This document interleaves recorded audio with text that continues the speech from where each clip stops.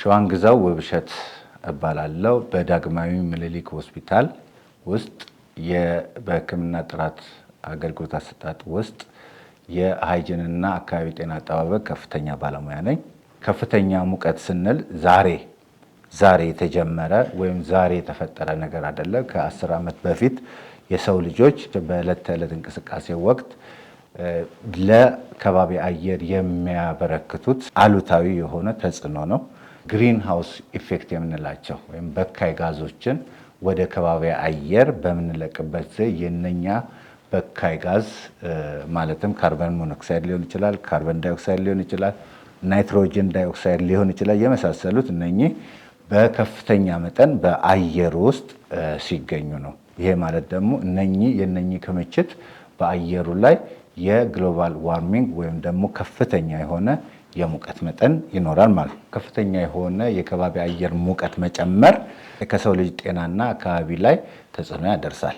ይሄም በዋናነት ይሄ ተጽዕኖ በሰው ልጅ ላይ ስናየው የሜንታሊዝ ወይም የአእምሮ መጨናነቅ ወይም ስትረስ የምንለው ማለት ነው፣ ድባቴ። ይሄ ምንድነው የሚሆነው? በሰውነታችን ውስጥ ያለው የሙቀት መጠን በሜታቦሊክ አክቲቪቲ ጊዜ የሚወጣ የሙቀት መጠን አለ።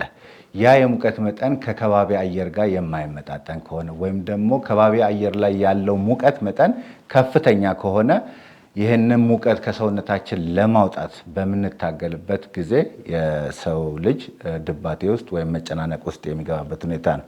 ይሄ ደግሞ ብዙውን ጊዜ በህፃናት ላይ፣ ነፍሰ ጡር እናቶች ላይ፣ በእድሜ የገፉ አባት እናቶች ላይ የሚስተዋል ይሆናል ማለት ነው። ይሄ በጤና በሜንታል ወይም በአእምሮ ጤና ላይ የሚያስከትለው ጉዳት ነው። ሌላው ደግሞ በጤናው ላይ የሚያስከትለው ከፍተኛ የሆነ የተላላፊ በሽታ ስርጭት ይጨምራል።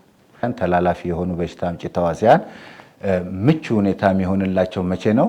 ሞቃታማና እንዲሁም እርጥበታማ የሆነ የከባቢ አየር በሚፈጠርበት ጊዜ እነኚህ በሽታ አምጪ ተዋሲያን በከፍተኛ ሁኔታ ይራባል። ሌላው ደግሞ ይሄው ከዚሁ ከሙቀት መጨመር ጋር ተያይዞ ምን ይኖራል? ነፍሳት ምቹ ሁኔታ ናቸው። ለነፍሳት ምቹ ሁኔታ፣ ለዝንብ፣ ለቅማል፣ ለተለያዩ ኢንሴክቶች ምቹ ሁኔታ። እነኚህ ራሱ በሽታ አምጪ በእነሱ የሚመጡ በሽታዎች አሉ።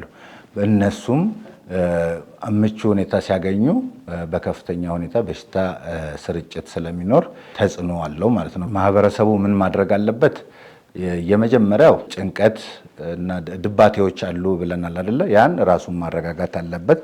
ያን ራሱን ሲያረጋጋ ደግሞ በቤት ውስጥ ሲውል መስኮቶችን መከፋፈት፣ በቤት ውስጥ የሚጠቀማቸው የጋዞች የሚጠቀማቸው ኤሌክትሪክ ኃይል ሊሆን ከሰል ሊኖር ይችላል፣ ሌሎች የኃይል ምንጮች ሊኖር ይችላል። ያንን በተወሰነ መልኩ መቀነስ መቻል አለበት።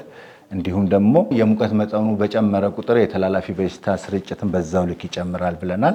ያንን ደግሞ ማህበረሰቡ ራሱን መጠበቅ መቻል አለበት። ለምሳሌ ቤቱን በንጽህና መያዝ፣ የግል ንጽህናውን መጠበቅ፣ የእጅ ንጽህናውን መጠበቅ፣ የአካባቢ ንጽህና መጠበቅ